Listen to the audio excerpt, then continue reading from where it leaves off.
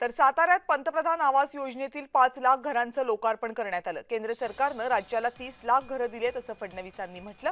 यावर्षी 5 लाख, पुढच्या वर्षी 15 लाख घरं देणार असं फडणवीस म्हणाले। प्रत्येकाकडे पक्कं घर असावं यासाठी प्रयत्नशील असल्याचंही त्यांनी म्हटलं।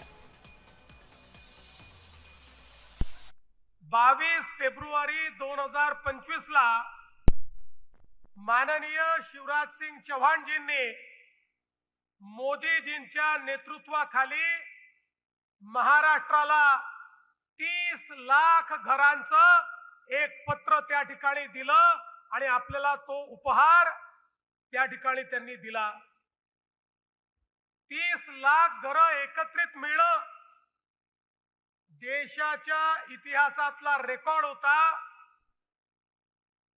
एका वर्षामध्ये 5 लाख घरं पूर्ण करून त्याच्या चाव्या आज आपण त्याचं वितरण केलेलं आहे।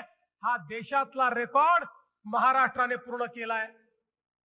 आज पुन्हा 9,000 कोटी रुपये आपल्याला मिळालेले आहेत। हे 9,000 कोटी रुपये मिळाल्यामुळे पुढच्या वर्षी शिवराजची असाच कार्यक्रम आम्ही करू। आज 5 लाख लोकांना चाव्या दिल्या, पुढच्या वर्षी 15 लाख लोकांना चाव्या आम्ही देऊ।